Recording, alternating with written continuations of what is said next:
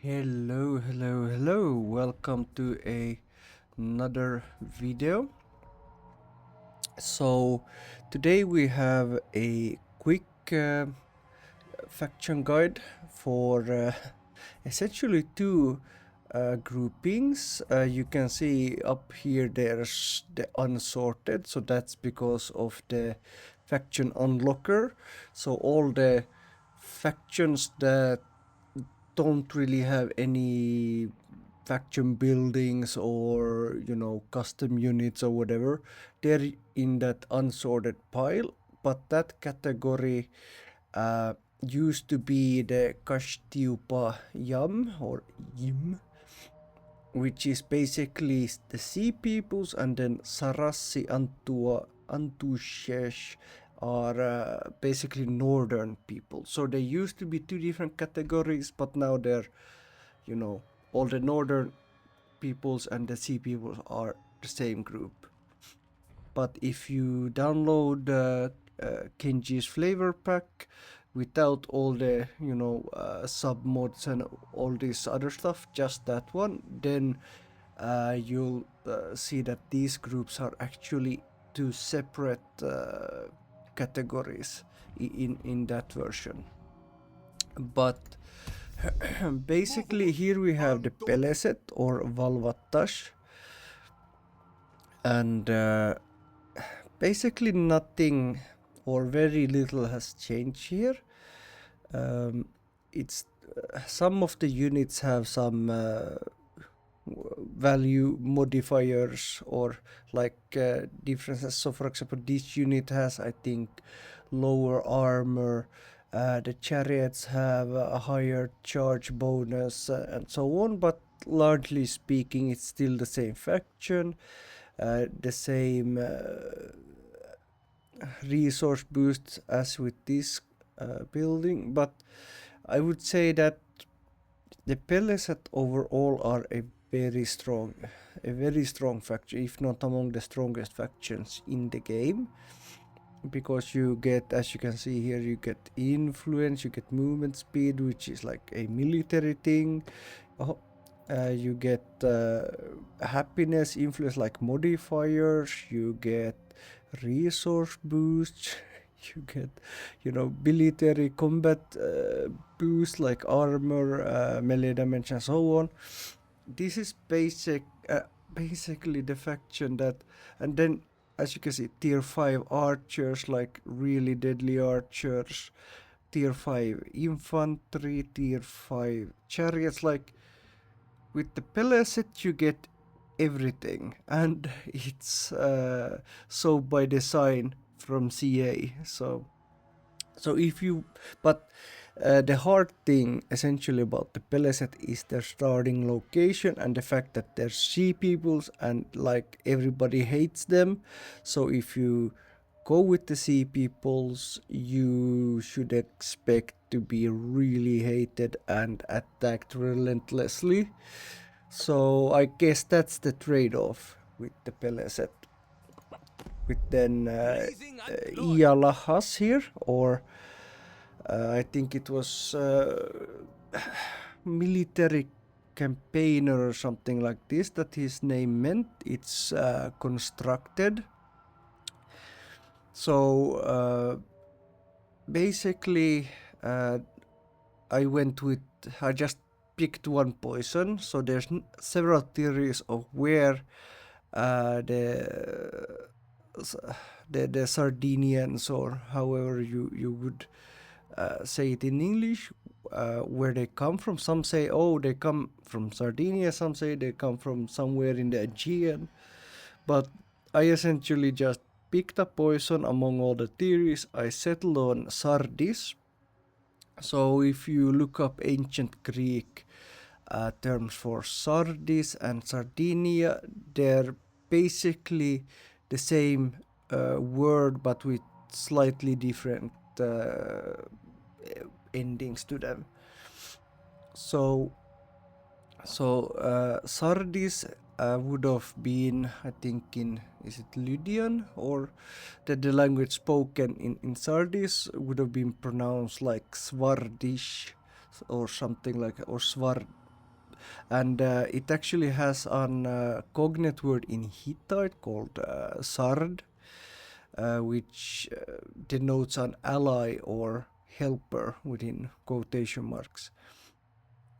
And yeah, I basically just decided, hey, they're like from Sardis, that area of the map. And so if you were to like jump over to I will ensure my Pariamuas people's here, future. you can see in the local recruitment roster you even have an Sardian unit or Svardilish, or like people in this Sardian way. By the power of Israel. So while for the actual faction itself, virtually like the same thing as with the Peleset, certain modifiers have been changed, but overall no like units have been added or anything like that. Just they've been, you know, adapted to the new balancings in the game, and their buildings too are the same from vanilla. So and I don't know, like they're too a bit god power. So like you get a little bit of everything. So yeah, but the same with Peleset, everybody hates your guts, you're gonna be attacked relentlessly. So then we have Resos here, which is the mythological figure from Thrace. And overall, much of his roster is actually the one that I think he starts with in vanilla. However, there are some units like this unit, which is a tier 2 sword unit, which is pretty good for a tier 2 unit, and then this chariot unit plus like the head is abnormally large, but hey, anyhow, plus this axe unit, they're like new, and I think even this unit is new. So they have a bunch of new units compared to their old roster, but overall I'd still say the same weakness applies to this roster as the old roster. Like they still have only this uh, uh, archer unit with 160 range, which isn't much. uh, I particularly don't like running around with guys that have that low range, at least in mid and late game. And his buildings have like a military focus, so you have like Thracian training fields here. You can see like it gives experience and some extra skills. Then you have horse stables that give like boost to horses. Then you have like a Thracian garrison that gives a garrison plus a recruitment slot. So like it's really, I would say, how would I say, like a military and aggressive focus. So since he has strong chariots, strong infantry, but weak archers, and then all these military boots from these military buildings, you can really cheese the infantry to be stronger than they normally would be. And yeah, with Trace I would go offensive, to be perfectly honest with you.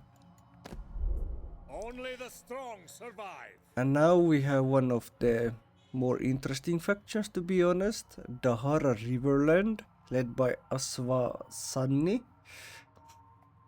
I think his name is Mitannian, like Mitannian, not Hurrian.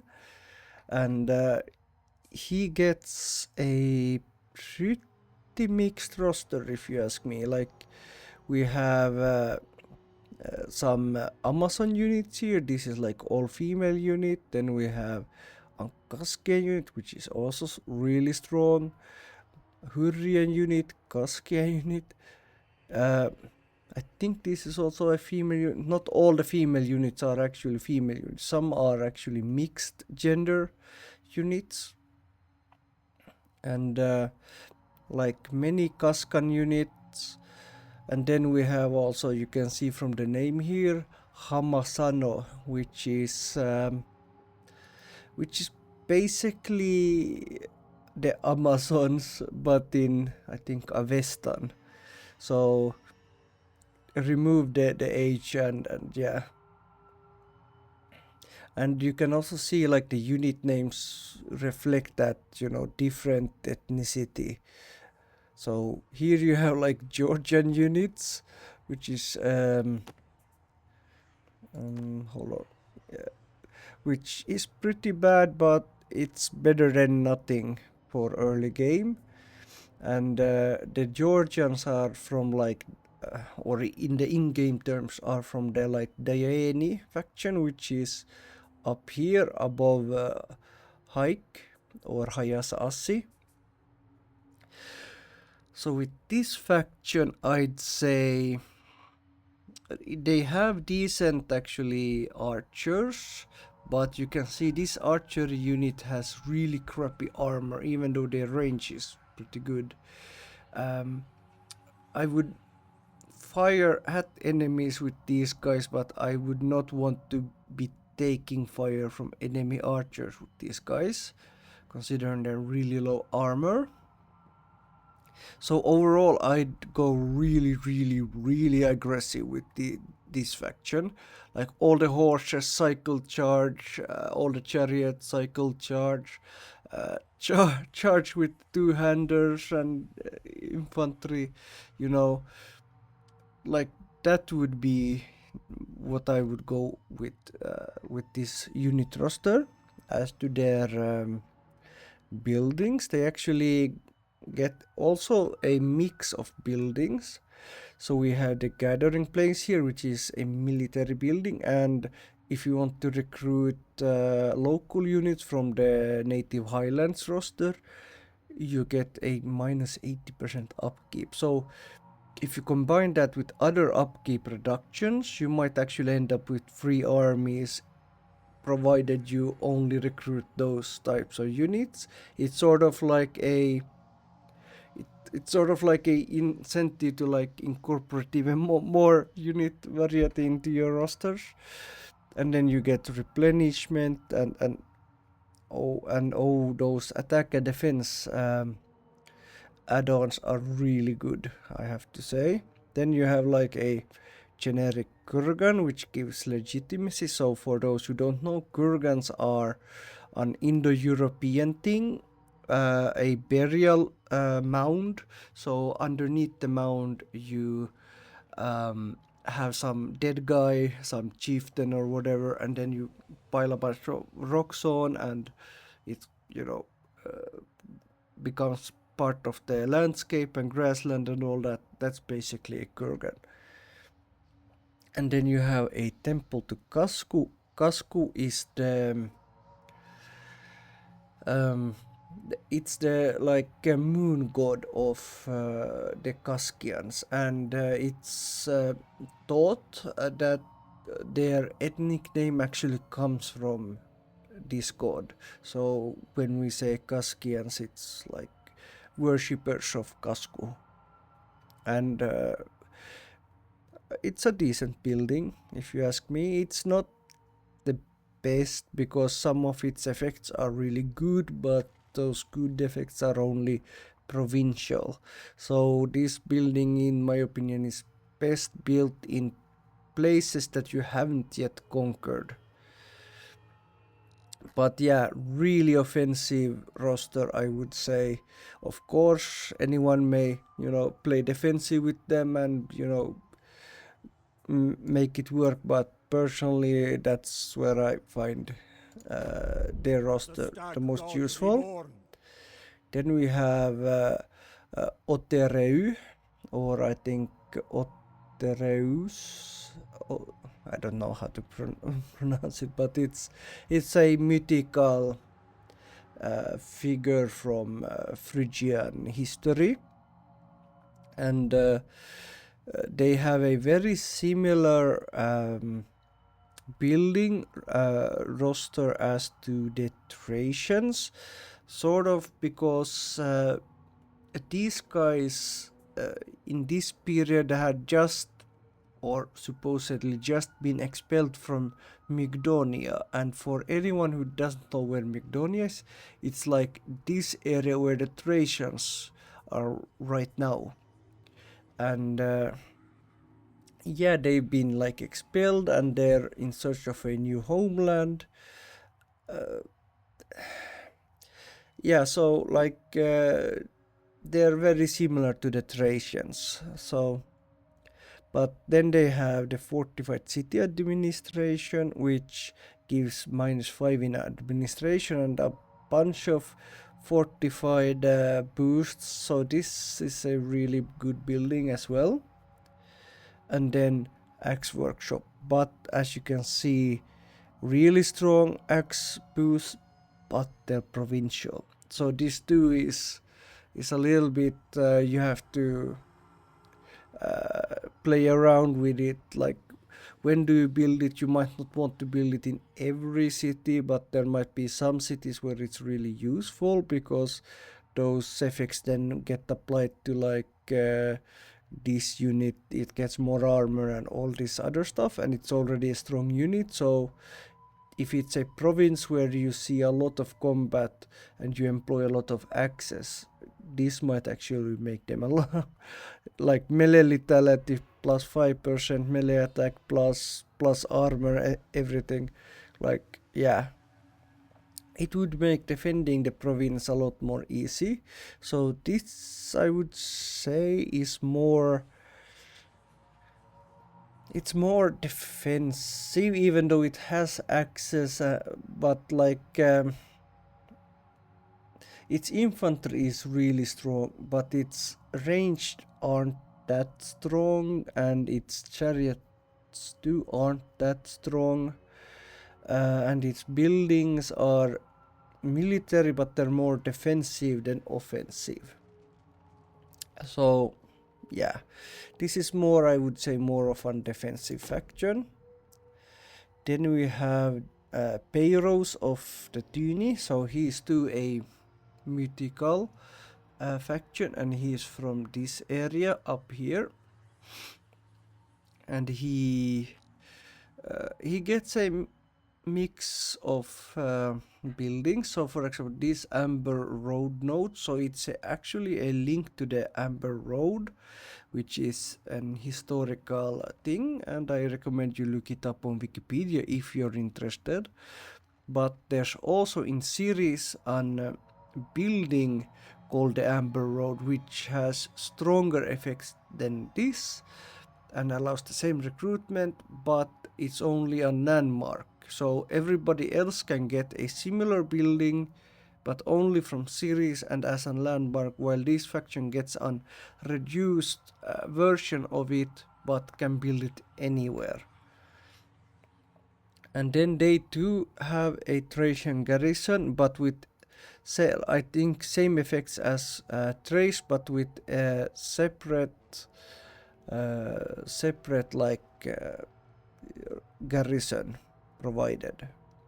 I think Resos gets like stronger sword units, but this roster is weaker speed units, but with an Toxotai or archery unit.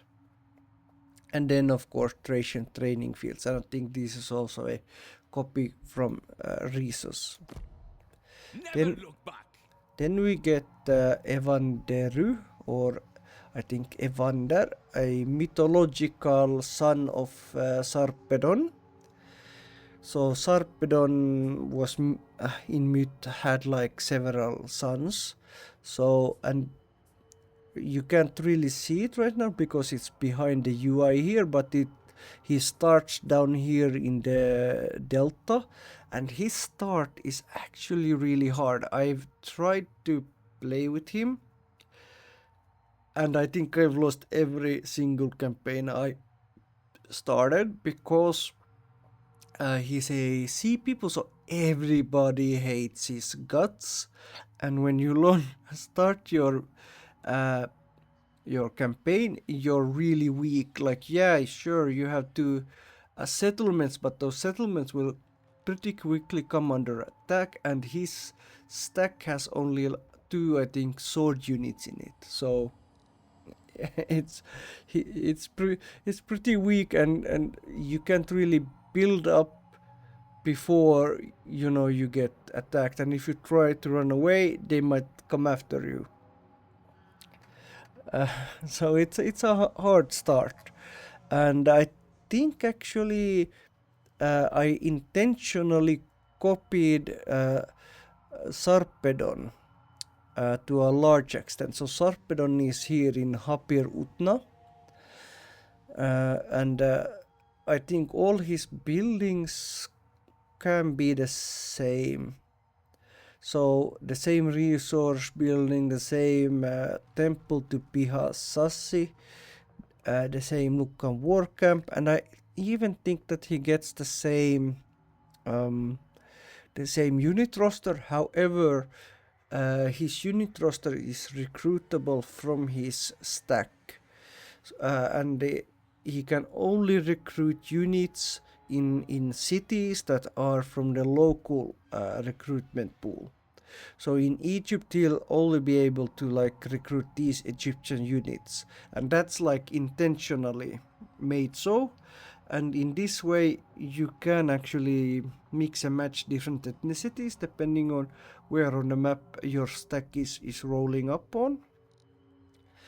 And you are also a Lycian or Lycian. So if you ever want to like role play a wander going back home, maybe I don't know, the AI Hapir Utne slash Sarpedon got wiped, but all the Lukkai ain't dead yet, so you can like go and liberate your homeland, or there's numerous I see role playing possibilities with this faction since it's a copy of the original. But yep, that has been this video. Next time we go to the last category, which is Greece or Akaiva. But anyhow, thanks for watching. See you later, alligator.